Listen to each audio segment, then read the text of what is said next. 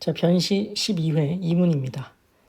갑은 코로나19로 사업이 어렵게 되자 양부 A에게 재산의 일부를 증여해달라고 요구했지만 핀잔만 듣게 되었다. 이에 화가 난 갑은 A를 살해하기로 마음먹고 살인의 고의가 있다라는 거죠. 양부라면 존속살해죄가 문제가 되겠다. 따로 거주하고 있는 사촌동생 을에게 A를 살해하라고 교사했다. 존속살해 교사가 문제가 되겠죠. 을은 신분이 없죠. 갑만 신분이 있는 거죠. 신분이 문제가 될 수 있겠구나.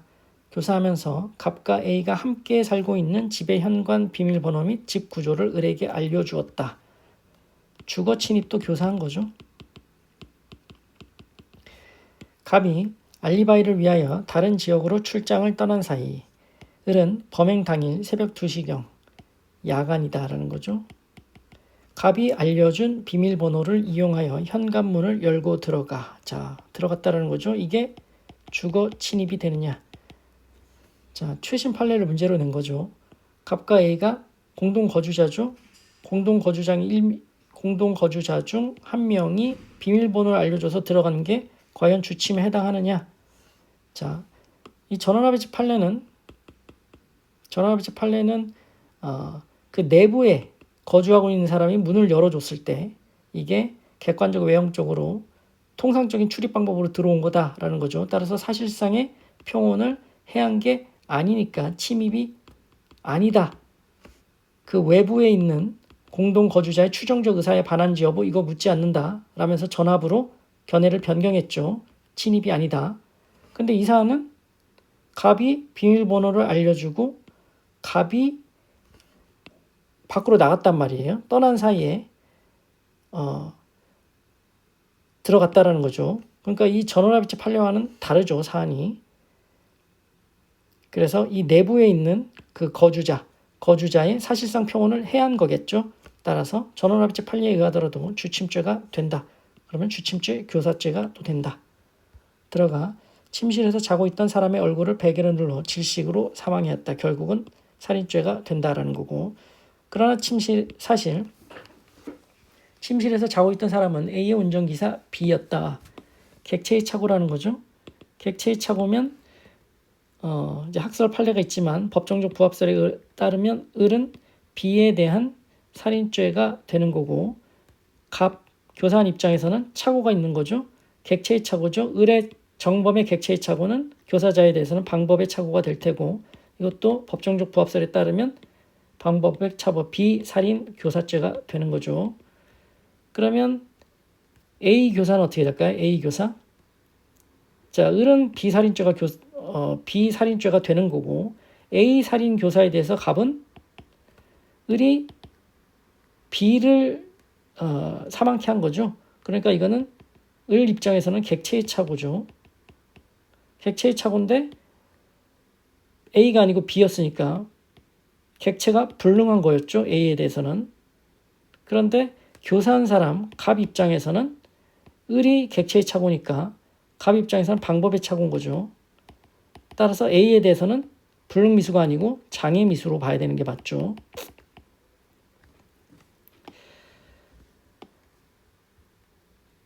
자, A를 죽이려고 했는데 B를 죽였다. 을은 객체의 착오, 비살인죄. 또 이 비살인죄에 대해서 갑 입장에서도 방법의 착오가 되니까 빗나간 거니까 B에 대한 살인교사죄가 되는데 A에 대한 살인교사와 관련해서는 을은 비살인죄로 성립이 되는 거고 갑에 대해서는 을이 A가 아닌 B를 죽인 거죠. 그러니까 A에 대해서는 객체의 착오로 객체 불능으로 살인 미수가 되는 거죠. 불능 미수. 을의 입장에서는. 그런데 갑의 입장에서는 이 정범의 착오는 방법의 착오인 거죠. 그래서 객체의 착오, 불능 미수가 아닌 거죠. 장애 미수로 봐서 갑의 A에 대해서는 A 살인, 존속 살인, 장애 미수의 교사가 되고 또 요 B 일어난 범죄 비살인 교사죄가 두 개 다 성립하는 거죠. 그리고 하나의 행위죠. 상상적 경합이 되는 거죠. B에 대해서는 요 비살인 교사죄만 되는 거죠. 이 살인 불능 미수가 성립하는 게 아니고 비살인 미수죄만 비살인죄만 성립하는 거죠.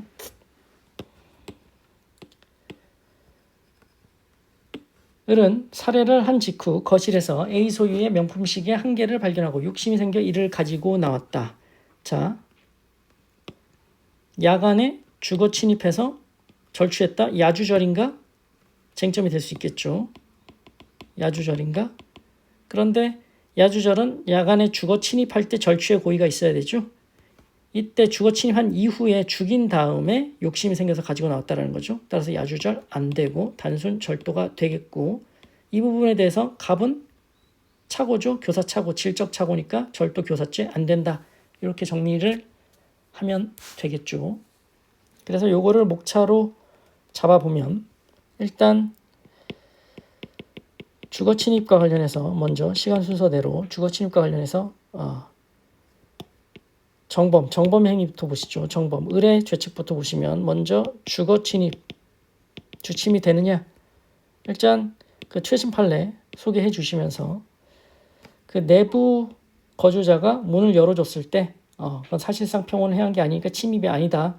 밖에 있는 공동 거주자 추정적 의사 이거 반하는 여부 묻지 않는다라는 건데, 이 사안은 지금 갑이 멀리 떠났다라는 거죠. 알리바이를 위해서. 그리고 비밀번호를 알려줘서 들어갔다라는 건데, 그러면 그 안에 거주하고 있는 A, 지금 근데 운전비사 B라는 건데, B의 사실상 평온을 해했다고 볼 수 있겠죠. 따라서 침입이라고 보는 게 맞다. 이렇게 판단을 하시면 되고, 주거 침입, 그 다음에 살해한 행위, B를 살해한 행위에 대해서 보면 이거는 객체의 착오고, 그러면 학설, 판례, 법정적 부합성 따르면 발생한 사실 비살인죄가 된다라는 거죠. 세 번째, 시계를 가지고 나온 행위. 시계를 가지고 나온 행위 야주절인가? 야주절은 주거 침입할 때 절취의 고의가 있어야 되는데 아니라는 거죠. 또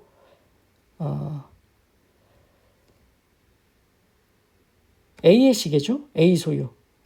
그래서 이게 타인의 점유가 문제가 되긴 이게 메인 쟁점은 아니지만, 자, 착오했죠. B를 A라고 생각한 거잖아요. 그리고 이 A 소유, A 점유, 이 점유에 대해서 착오가 있는데 이 착오는 아무런 의미가 없는 거죠. 의미가 없고, 그래서 이건 큰 쟁점은 안 되고, A 집에 있는 시계니까 A 점유라고 볼 수 있는 거죠. 규범적으로 해석해서. 따라서 타인 소유, 타인 점유, 시계를 절취한 거다. 절도죄 된다. 야주절 아니고 단순 절도죄. 이렇게 정리를 해두시면 되는 거죠. 그리고 모두 실경이 되는 거죠. 죄수관계도 정리를 해두시고, 그 다음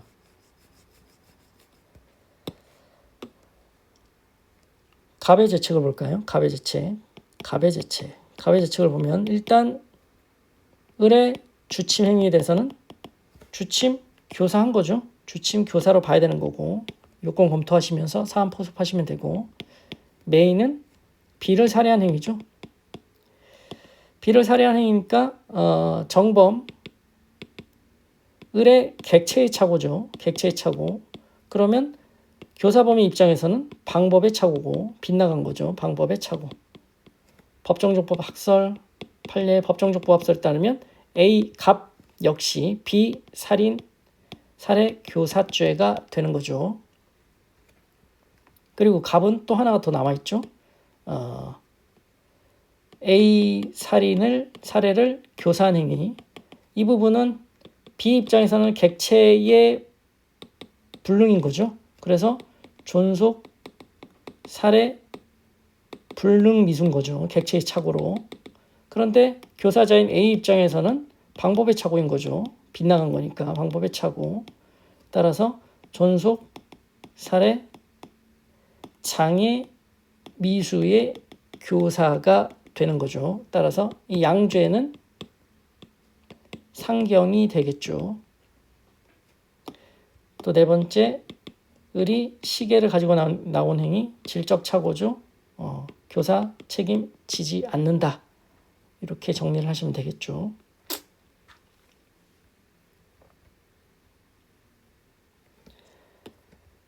다음날 갑과 을은 A가 위 범행 전날 교통사고로 크게 다쳐 병원에 입원하였고 을이 사망케 한 사람이 B라는 사실을 알게 되었다. B 사망 사건에 대한 수사가 개시되자 갑은 범행을 포기하였다가 자, 범위에 갱신이 있다는 거죠. 여기서부터 다시 시작하는 거예요. 6개월 후 A를 다시 살해할 마음을 먹고 을에게 계획을 설명했으나 을은 갑에게 더 이상 관여하지 않겠다고 하였다. 생각해 보실 수 있는 건 계획을 설명했으나 이게 정확히 어떤 의미인지 모르겠지만 만약에 교사라고 본다면 더 이상 관여하지 않겠다. 거절한 거죠. 실패한 교사가 문제가 되겠구나. 실패한 교사는 교사본만 예비 음모로 처벌하죠. 살인죄는 예비 음모죄 처벌하니까. 이에 갑은 을에게 내가 알아서 하겠으니 A에게 투여할 독극물만 구입해달라고 하여 을은 독극물을 구입하였지만 갑에게 주지 않은 채 그 다음날 전화로 나는 양심에 걸려 못하겠다 한 후 연락을 끊었다. 이거 뭐예요? 자, 지금 을이 도와준 거죠. 방조 행위를 한 거예요. 근데 중지를 했다라는 거죠. 근데 지금 갑은 아직 예비 단계죠. 실행에 착수 안 했어요. 그러니까 이 쟁점은 을이 독극물을 구입한 이 타인의 예비가 예비죄가 되느냐, 또 갑에 대한 방조죄가 되느냐, 예비의 방조가 되느냐, 예비 방조가 되느냐, 또 중지했다라는 거죠. 예비죄에서의 중지미수 준용할 수 있느냐, 요 세 가지 쟁점이 문제되는 거죠. 예비하면 세 가지를 생각하셔야 되죠. 타인 예비, 예비의 방조, 그리고 중지미수. 근데 요 세 가지가 쟁점이 될 수 있겠구나. 이에 갑도 범행을 단념했으나 범행을 단념했다. 끝나네요. 그러니까 실행의 착수가 없었다라는 얘기예요. 실행의 착수가 없었으니까 갑은 예비 단계에 그친 거죠. 자, 첫 번째 쟁점, 타인의 예비죄 처벌하지 않죠. 예비 방조를 처벌할 수 있느냐? 갑이 예비 단계에 그쳤으니까 종속할 수가 없죠. 예비 방조를 처벌할 수도 없고. 중지.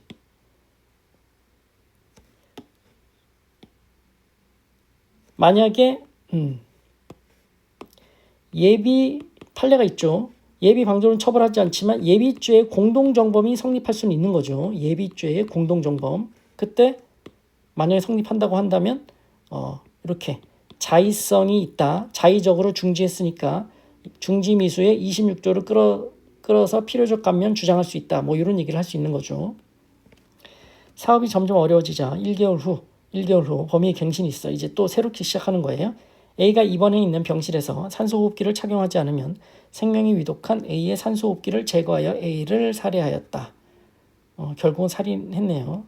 살인죄가 된다라는 거고, 이거는 을과는 무관하죠. 범위의 갱신이 있으니까. 갑은 A명의 부동산을 임의로 처분하기로 마음먹었다. 이에 갑은 A를 살해한 직후 병실에 보관되어 있던 A의 인감도장을 가지고 나왔다. 절도가 문제가 되겠죠. 그런데 살해한 직후 사자의 점유가 문제가 되겠구나. 나온 다음 A가 갑에게 인감증명서 발급을 위임한다라는 취지의 A명의 위임장 한 장을 작성했다. 사문서 위조. 그런데 사자죠. 사자 허무인 다 되는 거죠. 사문서 위조되고 같은 날 주민센터 담당직원 C에게 제출하여 사문서 위조 동행사죄가 되는 거죠. 동행사죄 하여 인감증명서를 발급받았다.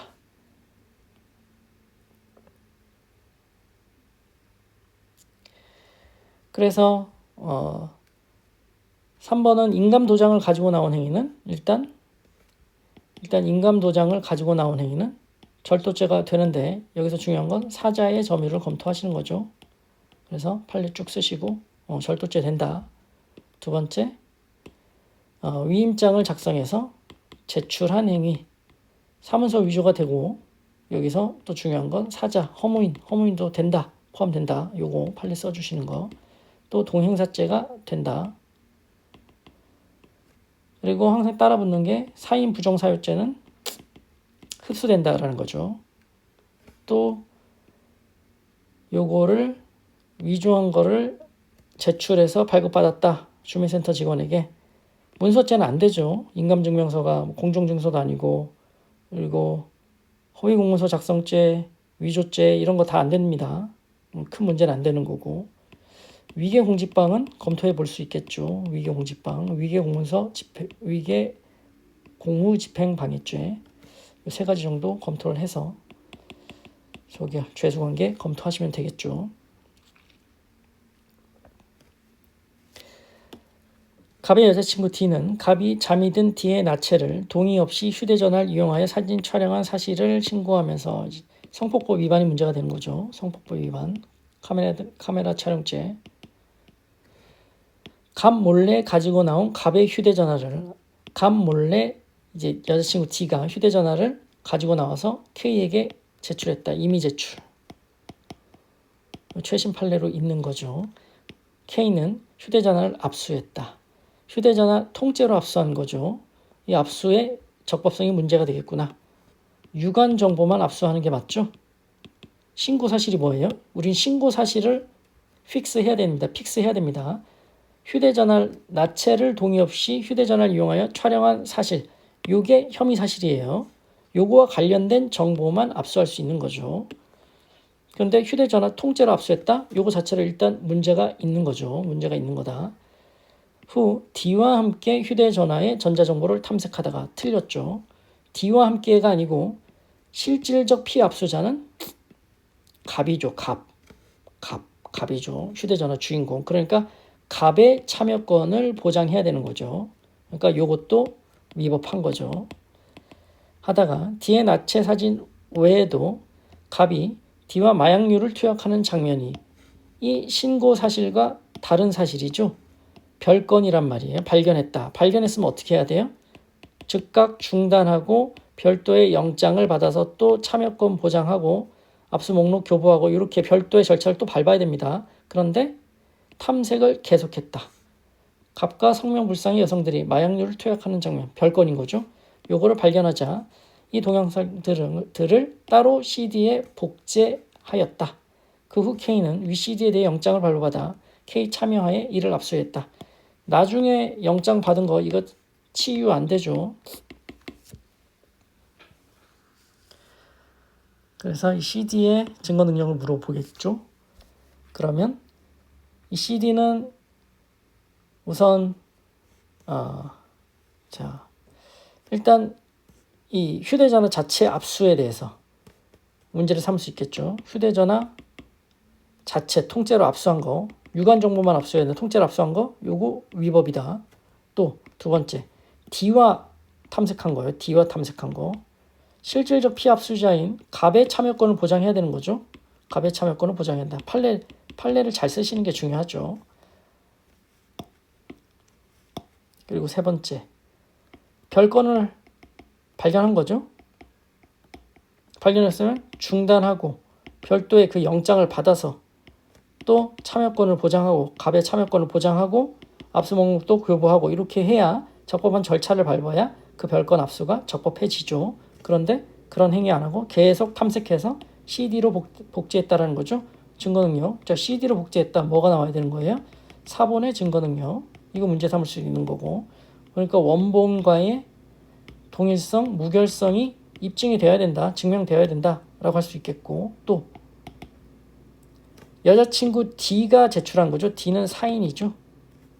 사인의 위수증도 문제 삼아 볼 수 있겠죠. 사인의 위수증은 비교 형량하죠. 공익과 사익을. 그래서 이렇게 쟁점이 될 수 있겠다라는 거죠.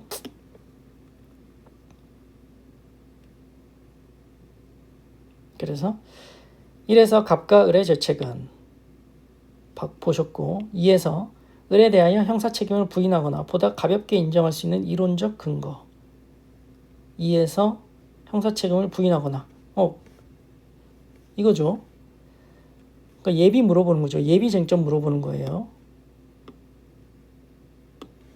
첫 번째, 독극물을 구입한 게 예비죄로 처벌할 수 있는가? 즉 타인 예비가 예비죄인가? 아니다라는 거죠. 타인 예비가 예비죄 아니다. 학설 판례 검토해 주시면 되고, 두 번째, 그러면 살인을 방조한 건가? 지금 단념했다라는 거예요. 실행의 착수가 없으니까 종속해서 예비 방조죄가 성립될 수 없어요. 여기 이 죽인 건 1개월 후죠. 세 번째. 그럼 예비죄 공동정범이 되는가? 내가 알아서 하겠으니 독극물만 구입해달라 라는 거죠. 공동정범으로 볼 수 없는 거죠. 요건 검토하셔서 사안 포섭하시면 되는 거죠. 그럼 네 번째. 요거를 적어줘야 되는데 여기 있으니까. 그러니까 이렇게 판단을 하셔야 되죠. 예비죄 중진 건데 가사 예비죄가 성립된다 하더라도 가사 성립된다 하더라도 난 자의적으로 양심의 권리를 못하겠다. 자의적으로 중지했다라는 거죠. 따라서 26조 끌어다 와서 필요적 감면되어야 한다. 자, 문제가 부인하거나 보다 가볍게 인정할 수 있는 근거니까 이것도 쓰는 거죠. 그리고 지문에 이게 그냥 있는 게 아닌 거죠. 예비의 중지도 한번 써보라는 거죠. 그래서 이 주장도 해볼 수 있는 거고 또 마지막으로 1개월 후에 살인한 건 전혀 인과관계가 없죠. 인과관계 없다. 범위 갱신이 있는 거니까 이렇게 정리를 해두시면 되는 거죠. 3에서 갑의 재책은 다 보셨고 1과 관련하여 현장 DNA로 을의 혐의를 확인한 경찰관 K가 연락이 되지 않는 을의 주거지로 찾아가 탐문 수사를 하던 중 귀가하던 을을 우연히 발견하고 도주하려는 을을 주거지 앞에서 적법하게 긴급 체포했다. 자, 긴급 체포는 일단 문제없다라는 거죠. 을의 주거지 안에 있는 주거지 앞에서 체포했는데 주거지 안에 있는 A 시계에 대해서 압수 방안에 대해 모두 검토하시오. 일단은 원칙적으로 가는 거죠. 영장주의 원칙으로 가는 거죠. 215조에 따라서 영장 받아서 하는 겁니다. 사전 영장주의 원칙. 두 번째, 영장 없이 할 수도 있죠. 첫 번째는 216조 1항 2호죠. 2호. 체포 현장에서의 압수. 이게 가능한가? 뭐 학살, 판례, 인대, 뭐 체포 착수는 했죠. 체포 착수는 했다. 그런데 체포 현장인가? 이게 문제가 되는 거죠. 체포 현장인가? 주거지 앞에서 체포했거든요. 근데 주거지 아니라는 거죠. 체포 현장은 아닌 거죠. 판례도 있죠. 따라서 216조 1항 2호에 따른 영장 없이 압수는 안 된다. 두 번째, 그러면 세트 있죠. 216조 3항 범죄 장소인가? 안 되죠. 범죄 장소도 아니다. 간단하게. 또 217조로 가는 거죠. 긴급 압수로.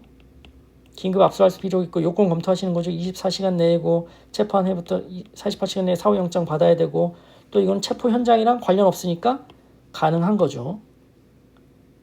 다만 야간에 집행하면 안 되고 참여시켜야 된다는 거죠. 요것도 간단히 써주시면 더 좋고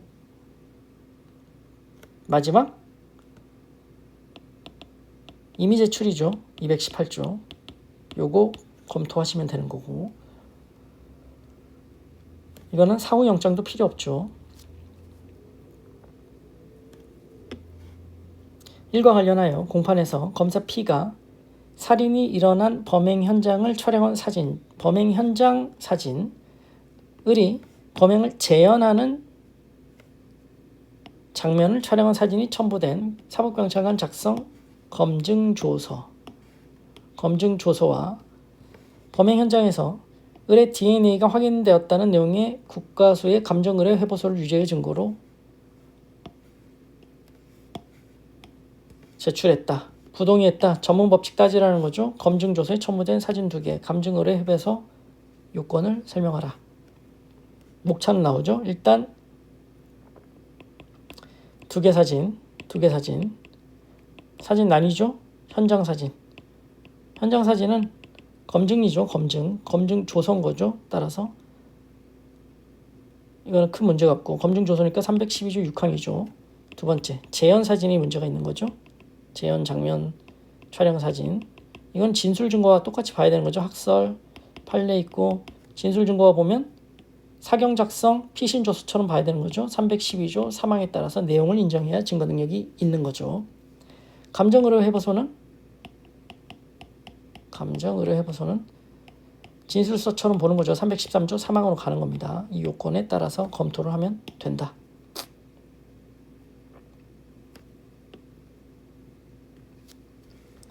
사와 관련하여 갑이 위 동영상들과 관련된 범죄 사실로 공소 제기된 경우 갑의 변호인의 입장에서 CD의 증거 능력을 부정할 수 있는 근거를 모두 제시하시오. 앞에서 보셨죠? 네. 일단 휴대전화 압수 자체, 유관 정보만 압수해야 되는데, 자, 촬영 신고 사실은 요거란 말이죠. 근데 요거 관련 없이 통째로 다 들어있는 휴대전화 자체를 압수했다. 요거 자체가 일단 위법하다. 또 실질적 피압수자인 갑과 함께 탐색하는 게 맞다. 갑의 참여권을 보장해야 되는데 D와 함께 했다. 갑의 참여권을 침해했기 때문에 이것도 위법하다. 또 별건을 발견하면 중단하고 별도 영장을 받고 또 갑을 참여시키고 압수 목록도 교부하는 등 절차를 밟아야 되는데 그냥 계속 탐색한 거죠. 이것도 위법하다. 또 CD 문제가 증거 능력을 부정할 수 있는 근거.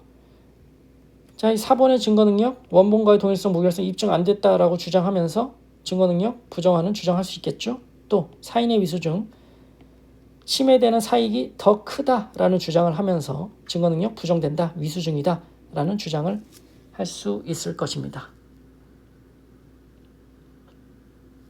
그리고 사후영장 이거 아무런 효력 없다. 이것도 미호성 치유 안 된다 라고 언급을 해주시면 좋고, 네, 목차는 더보기란에 제가 정리를 해서 다시 올려두겠습니다. 마치겠습니다.